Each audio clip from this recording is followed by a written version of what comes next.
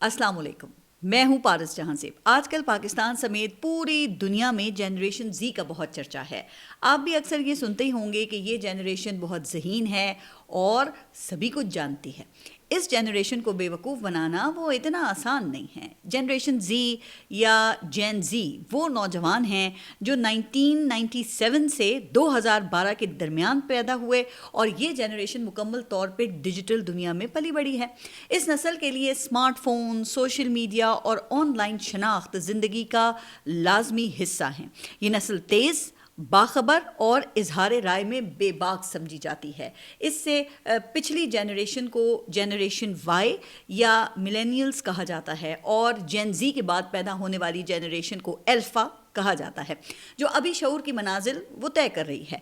Generation जी या जेन जी वो नस्ल है जिसने इंटरनेट, मोबाइल फ़ोन और सोशल मीडिया की इब्तिदा देखी। ये नस्ल तालीम, करियर और ज़ाती आज़ादी को अहमियत देती है, जबकि क़याम पाकिस्तान के वक्त पैदा होने वाली जनरेशन को बूमर्स कहा जाता है, जो अब बुढ़ापे की मनाजिल तय कर रहे हैं। खैर, तो मैं जेन जी की बात कर रही थी। अब आप बूमर्स से शुरू कर लें, जो 1947 से 1962 को पैदा हुए और फिर अल्फा तक आ जाएं। अच्छा, एक बात तो सब ने ही अपनी हुक्मरान अशराफिया से सुनी है ना कि पाकिस्तान नाजुक दौर से गुजर रहा है। पाकिस्तान में जो भी हुक्मरान आया उसने उस वक्त की जनरेशन को यही कहकर तो मामू बनाया है कि पाकिस्तान नाजुक दौर से गुजर रहा है, और फिर वो दावों की एक लंबी फहरिस्त थमा देते हैं कि हम पाकिस्तान को किस तरह इस नाजुक दौर से निकालेंगे, और फिर वो नाजुक दौर अगली जनरेशन को मुंतकिल हो जाता है। भाई, न जाने ये कैसा नाजुक दौर है जो ख़त्म होने का नाम ही नहीं लेता। आप यकीन करें कि पाकिस्तान आज भी उसी नाजुक दौर से गुजर रहा है, और ये नाजुक दौर इस वक्त भी जारी हो सारी है, जो अल्फ़ा और जेन जी को मुंतकिल हो चुका है। और ये दौर इस कदर नाजुक है कि पाक फ़ौज के तर्जुमान और एक सूबाई हुकूमत के वज़ीर आला इस वक्त आमने सामने हैं। मंगल के रोज़ DGISPR की प्रेस कॉन्फ्रेंस वो तो आपने सुनी ली है ना, और इस पर फिर बहुत बात भी हो चुकी है। ये उनकी इस मौजू पर हालिया दिनों में दूसरी प्रेस कॉन्फ्रेंस थी, जिसमें पाकिस्तान तहरीक इंसाफ और खैबर पख्तूनख्वा हुकूमत को उनकी तरफ से शदीद तनकीद का निशाना बनाया गया। उन्होंने पाकिस्तान में दहशतगर्द हमलों, अफगानिस्तान भारत की साजिशों और दहशतगर्दों और सियासी गठजोड़ से मुतालिक आदाद-ओ-शुमार देकर साबित किया कि पाकिस्तान नाजुक दौर से गुजर रहा है। अब उनको ये प्रेस कॉन्फ्रेंस करने की ज़रूरत आखिर क्यों पड़ी? चूँकि जाहिर है कि पाकिस्तान तहरीक इंसाफ की तरफ से इसका रद्द अमल तो आना था, और उनके सोशल मीडिया की तोपों का रुख वो फ़ौज की तरफ हो गया, जो कि वाकई अफसोसनाक तो है। वैसे फ़ौज जाहिर है कि पाकिस्तान के दिफा की जामिन है, और फ़ौज को मुतनाज़ या कमज़ोर करने से पाकिस्तान का दिफा कमज़ोर होगा। वैसे वंडर बॉय की खबरों पर तो अंसार अब्बासी साहब ने पानी ही फेर दिया है। वो ये कहते हैं कि कोई वंडर बॉय नहीं आ रहा, वज़ीर आज़म और फील्ड मार्शल के दरमियान इस वक्त बेहतरीन ताल्लुकात हैं, यानी कंपनी तो यही चलेगी। और फिर सुहेल वड़ैच को भी अपनी गलती का लगता है कि एहसास हो गया है, इसलिए अब उन्होंने भी वंडर बॉय और हीरे की बातें छोड़कर बैनुल अक़वामी सियासत पर बात करना शुरू कर दी है। अच्छा, अब जनाब ये फरमाते हैं कि ट्रंप ने वेनेजुएला के सदर के साथ जो कर दिया है उसका पाकिस्तान को बहुत फ़ायदा होगा। उनके मुताबिक वेनेजुएला में सदर की गिरफ्तारी और उस वाक़े से पहले इंसानी हुकूक की तंजीमों और अक़वाम मुत्तहिदा जैसी आवाज़ें आलमी सतह पर मौसर होती थी, लेकिन अब चूंकि अमेरिका ने ये कार्रवाई खुद कर दी है, इसलिए अब इन आवाज़ों पर कोई ख़ास तवज्जो नहीं देगा। इसी बिना पर पाकिस्तान में क़ैद किए गए सियासतदानों के हवाले से भी इन बैनुल अक़वामी इंसानी हुकूक के एहतजाजात का कोई ख़ास असर नहीं पड़ेगा। यानी कि सुहेल वड़ै साहब के मुताबिक अब पाकिस्तान में वो दाखिली मामलात के बारे में जो मर्ज़ी चाहे करें, उन्हें बैरूनी तंजीमों और अक़वाम मुत्तहिदा जैसी आवाज़ों की परवाह नहीं होगी, और पाकिस्तान खुद अपनी सूरत हाल के मुताबिक ही फैसले करेगा। यानी कि अब अंसार अब्बासी और सुहेल वड़ैच दोनों के मुताबिक मौजूदा हुकूमत को कहीं से कोई ख़तरा नहीं है। लेकिन जनाब, सवाल तो वही है कि क्या हुकूमत पाकिस्तान तहरीक इंसाफ के बयानिए का मुकाबला करने में कामयाब है? सवाल ये अहम है कि DGISPR को प्रेस कॉन्फ्रेंस की ज़रूरत आखिर पड़ती ही क्यों है? भाई, जब हुकूमत ने ये वुज़रा और ये तर्जुमानों की फ़ौज ज़फ़र मौज मुकर्रर कर रखी है। कुछ वुज़रा के बारे में तो मैंने अपने कल के व्लॉग में बात की थी। अब वज़ीर इत्तलात, जिसका काम ही हुकूमत का मौक़िफ़ देना और रियासत मुखालिफ बयानिए का जवाब देना है, तो क्या वो आपको इस वक्त कहीं दिखाई दे रहे हैं? और गलती से अगर वो कहीं दिख भी जाए ना, तो क्या उनकी बात से कोई खबर बनकर निकलती है? वैसे एक ज़माना था जब पाकिस्तान के वज़ीर इत्तलात वो इतनी कदावर शख्सियत हुआ करती थी कि ان کی زبان سے نکلا لفظ وہ ہیڈ لائن بن جایا کرتا تھا. لیکن کہا یہ جا رہا ہے کہ اس وقت تو وزیر اطلاعات کا واحد مقصد ہی وہ پی ٹی وی میں بھرتیاں کرنا رہ گیا ہے. اچھا مجھے تو ڈر ہے کہ پی ٹی وی کا جو حال ہو گیا ہے کہیں اسے بھی پی آئی اے کی طرح پرائیویٹائز نہ کرنا پڑ جائے. لیکن مشکل یہ ہے کہ ریاستی ٹی وی اور یہ اسٹیٹ بینک جیسے جو ادارے ہیں نا ان کو پرائیویٹائز بھی تو نہیں کیا جا سکتا نا, چونکہ ان اداروں کو نجی ملکیت میں دینے کا مطلب پھر یہ ہے کہ آپ نے ریاست کو ہی نجی ملکیت میں دے دیا ہے. اب وزیر دفاع کا کام یہاں صرف سوشل میڈیا پہ جگتیں مارنا ہے. ہاں وہ کبھی وہ فرینڈلی انٹرویوز یا گرمیوں کے موسم میں کبھی آم کھاتے اور نہر میں چھلانگ لگاتے ہوئے نظر آ جاتے ہیں, لیکن ان کے منہ سے ادا ہوئے الفاظ وہ اکثر حکومت کے ہی گلے پڑ جاتے ہیں. وزیر خزانہ تو خیر ویسے ہی غیر سیاسی ہیں جیسے بچے غیر سیاسی ہوتے ہیں. وہ کبھی کبھار یہ بتانے کے لیے ایک آدھ پریس کانفرنس کر ہی لیتے ہیں کہ یہ ہمارا آئی ایم ایف کا آخری پروگرام ہوگا.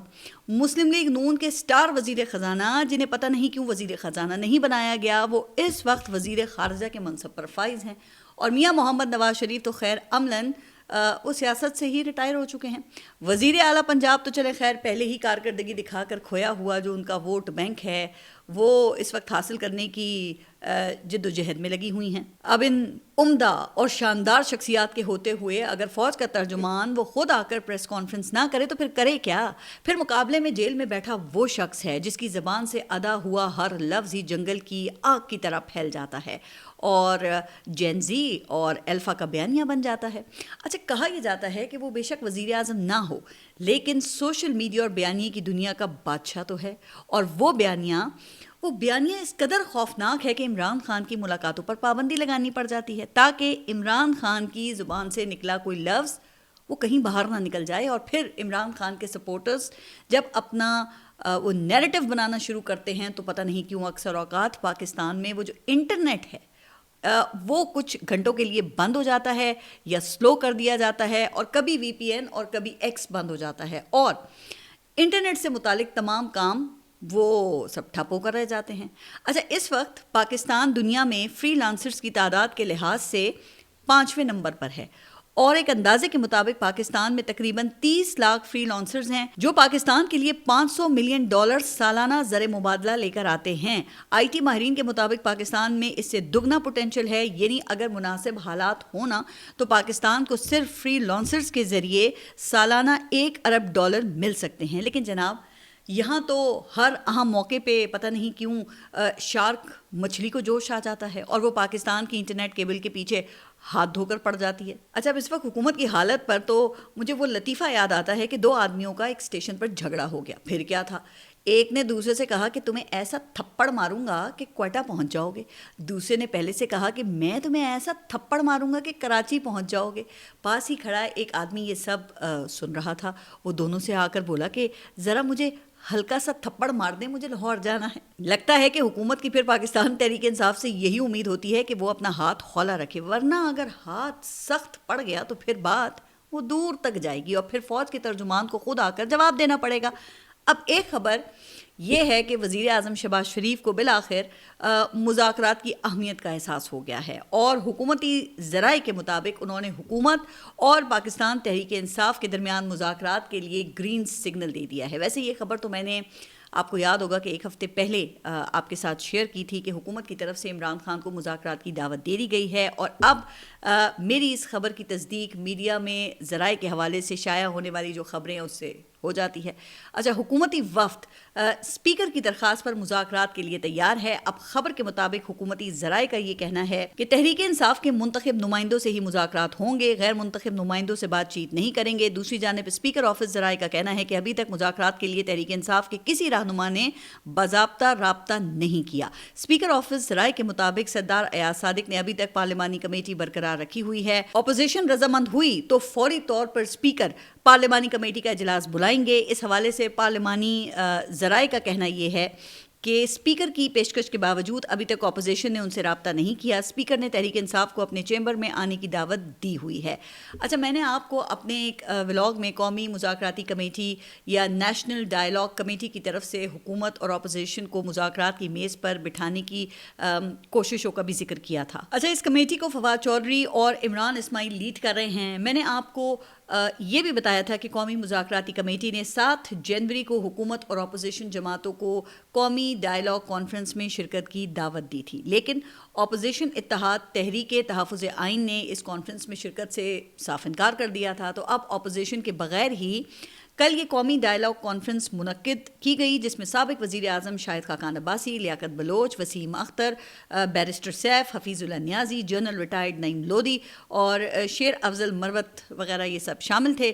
اچھا، اور پھر کانفرنس کے بعد اس کا اعلامیہ بھی جاری کر دیا گیا ہے، اور اعلامیے کے مطابق یہ مطالبہ کیا گیا ہے کہ مذاکرات کے لیے کمیٹیاں تشکیل دی جائیں۔ حکومتی کمیٹی وزیر اعظم، صدر اور میاں محمد نواز شریف تشکیل دیں، اپوزیشن کمیٹی کو سیاسی قیدیوں تک رسائی دی جائے اور سیاسی کارکنان کو رہا کر کے سیاسی مقدمات ختم کیے جائیں، میڈیا کی سینسرشپ ختم کی جائے۔ اچھا، اب اس اعلامیے کو دیکھ کر مجھے وہ مشہور بلی کے گلے میں گھنٹی باندھنے والا جو لطیفہ ہے نا، وہ یاد آ گیا۔ کہتے ہیں کہ کسی جگہ پر چوہے ایک بلی سے بہت ہی تنگ تھے۔ بلی جب چاہتی چوہوں کے گھروں پر ہلہ بول دیتی اور من پسند چوہے کو اٹھا کر لے جاتی۔ آہستہ آہستہ چوہوں کی جو تعداد تھی وہ ختم ہونے لگی اور ان کو فاقے کرنے کی نوبت آ گئی۔ آخر کار انہوں نے کانفرنس بلا لی اور بلی سے نجات پانے کے لیے مختلف تجاویز پر غور کرنے لگے۔ آخر میں ایک سمجھدار چوہے نے تجویز دی کہ بلی کے گلے میں گھنٹی باندھ دی جائے۔ اس سے یہ فائدہ ہوگا کہ بلی جب بھی ان پر حملہ کرنے آئے گی تو گھنٹی کی آواز سے وہ سب الرٹ ہو جائیں گے اور اپنی جان بچا سکیں گے۔ بس پھر کیا تھا، سب نے ایک دوسرے کو خوب مبارکباد دی اور وہ جو دانشور چوہا تھا نا جس نے یہ تجویز دی تھی اس کو بڑا سراہا۔ بس پھر ایک گھنٹی کا بندوبست کیا گیا اور اس کے ساتھ ایک رسی لگا دی گئی۔ تمام تیاریاں مکمل ہو گئیں، لیکن پھر سب کو خیال آیا کہ ارے یہ فیصلہ تو ہوا ہی نہیں کہ بلی کے گلے میں گھنٹی کون باندھے گا، چونکہ جو چوہا بھی گھنٹی باندھنے بلی کے قریب گیا، ظالم بلی تو اس کا 2 منٹ میں کچومر بنا کر کھا جائے گی، اور پھر یہ ساری کانفرنس اور منصوبہ وہ دھرے کا دھرا رہ گیا۔ تو میری تو فواد چودھری اور مذاکراتی کمیٹی کے رہنماؤں سے درخواست یہ ہے کہ کیا آپ نے یہ تجاویز دینے سے پہلے وہ اسٹیبلشمنٹ سے بات کر لی ہے؟ کیونکہ وہ تو عمران خان اور 9 مئی کے ملزمان کو سیاسی قیدی تسلیم ہی نہیں کرتے، وہ تو ان کو ملک دشمن، غدار اور فوجی املاک پر حملہ کرنے والے دہشت گرد سمجھتے ہیں، اور آپ جناب ان قیدیوں کی رہائی کا مطالبہ کر رہے ہیں۔ پھر یہ میڈیا سینسرشپ تو خیر آپ کے دور میں بھی تھی نا، یاد ہے نا؟ یہ الگ بات ہے کہ موجودہ ہائبرڈ سیٹ اپ نے تو پاکستان میں میڈیا کا ادارہ ہی ختم کر دیا ہے۔ تو کیا آپ نے میڈیا سینسرشپ ختم کرنے کے حوالے سے بھی اوپر بات کر لی ہے؟ پھر یہاں پر صرف ایک اسٹیبلشمنٹ کی بلی ہی فریق نہیں ہے، عمران خان دوسرے فریق ہے جو مذاکرات پر آمادہ ہی نہیں ہے۔ چلے مان لیں اگر آپ نے اسٹیبلشمنٹ کو راضی کر بھی لیا تو عمران خان کو مذاکرات پر آمادہ کرنے کے لیے ان کے گلے میں گھنٹی کیسے باندھیں گے؟ لہٰذا دیکھیں، میں سمجھتی ہوں کہ قومی مذاکراتی کمیٹی کی نیت وہ بہت اچھی ہے، تجاویز بھی بہترین ہیں، لیکن 2 بڑی بلیوں کے گلے میں گھنٹی کون باندھے گا؟ کیا خیال ہے کہ پہلے ذرا اس کا فیصلہ کر لیں تو بہتر نہیں ہے؟ ابھی تو صورتحال یہ ہے کہ عمران خان سے ملاقاتوں پر پابندی ہے، اور 2 دن پہلے ہی عمران خان کی بہنوں کو ان سے ملاقات سے بھی روکا گیا۔ لیکن ایک خبر یہ ہے کہ کل عمران خان کی ان کی اہلیہ بشرا بی بی سے اڈیالہ جیل میں ملاقات کروائی گئی ہے۔ اچھا، جیل ذرائع کے مطابق یہ ملاقات 45 منٹ تک جاری رہی۔ یہ ملاقات اڈیالہ جیل کے کانفرنس ہال میں کروائی گئی تھی، اور جیل ذرائع کے مطابق گزشتہ ہفتے بھی بانی پاکستان تحریک انصاف یعنی عمران خان اور بشرا بی بی کی ملاقات کروائی گئی تھی۔ بشرا بی بی اور عمران خان کی ملاقات جیل قوانین کے مطابق کروائی جاتی ہے۔ اب یقیناً ایسا ہوگا، لیکن اس سے پہلے عمران خان کی بشرا بی بی سے جیل میں ملاقات کی خبر سامنے نہیں آئی ہے، یا جاری کرنے کی ضرورت ہی محسوس نہیں کی گئی، یا کم از کم میری نظر سے نہیں گزری۔ اب اس خبر کو جاری کرنے کا مقصد پھر یہ بھی ہو سکتا ہے کہ ہم ریلیف دینے کو تیار ہیں، آپ عمران خان کو راضی کر لیں۔ تو اس طرح یہ گیند اب ایک مرتبہ پھر وہ خان صاحب کے کورٹ میں ہے کہ انہیں اصولوں پر کھڑے ہو کر جیل میں رہنا ہے یا ایک قدم پیچھے ہٹ کر جیل سے باہر آنا ہے۔ اچھا، اب ایک دلچسپ خبر وہ کراچی کے حوالے سے سامنے آئی ہے، اور وہ یہ ہے کہ شہر میں بھتہ خوری کا منظم نیٹ ورک جیل میں بننے کا انکشاف ہوا ہے، اور یہ نیٹ ورک 2022 میں فعال ہوا۔ کراچی پولیس کے اسپیشل انویسٹیگیشن یونٹ یا SIU کے ہاتھوں گرفتار بھتہ خوری کے منظم نیٹ ورک کے کارندوں جواد عرف واجہ، شاذیب اور ریحان سے تفتیش مکمل کر لی گئی ہے اور انہوں نے انکشاف کیا ہے کہ ان کے گینگ کے سرغنہ سمت کاٹھیاواڑی سے جیل میں ملاقات ہوئی، جس کے بعد نیٹ ورک کو منظم کیا گیا۔ اب ویسے تو یہ کراچی آپریشن کے بعد جو بھتہ خوری وغیرہ تھی اس کا خاتمہ ہو گیا تھا، لیکن اب خبر یہ ہے کہ جیل سے بھتہ خوری کے نیٹ ورک چلائے جا رہے ہیں۔ اب دیکھیں یہ تو ممکن نہیں ہے نا کہ جیل انتظامیہ کی مدد کے بغیر یہ نیٹ ورک اپنا کام کر سکیں۔ اچھا مجھے اس پر وہ فلم تھی نا ہیرا پھیری اکشے کمار والی، اس کا ایک سین یاد آ رہا ہے جس میں اکشے کمار ایک ردی والے کو حالات سے مجبور ہو کے جوتے فروخت کرنے جاتا ہے، تو وہ اس دکاندار کو کسی شخص سے ڈرگز خریدتے ہوئے دیکھتا ہے۔ اکشے کمار کہتا ہے کہ میں پولیس کو بتاؤں گا، تو دکاندار کہتا ہے کہ جو مجھے یہ ڈرگز دے کر گیا ہے نا وہ بھی پولیس والا ہی تھا۔ تو پھر سندھ حکومت سے بھی درخواست ہے کہ اپنی آنکھیں کھولیں، سندھ کو آپ نے پاکستان کا سب سے زیادہ ترقی یافتہ صوبہ تو بنا ہی دیا ہے، جہاں اس وقت دنیا بھر سے لوگ اپنے علاج کے لیے آ رہے ہیں، لیکن کراچی میں بھتہ خوری ہے نا یہ پھر منظم ہو رہی ہے اور جیل کے اندر سے اس کے نیٹ ورک قائم ہو رہے ہیں۔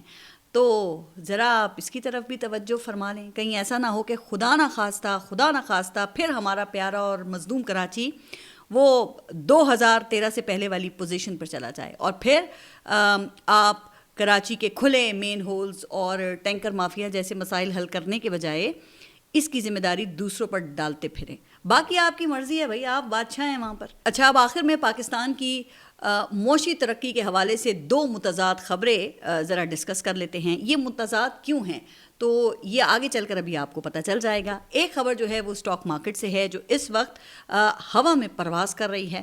اس وقت KSE انڈیکس 1,85,000 سے زائد پوائنٹس کی نئی بلندیوں کو چھو رہا ہے اور چند ماہ میں تاریخ میں پہلی مرتبہ یہ انڈیکس 2 لاکھ پوائنٹس کی حد عبور کر جائے گا۔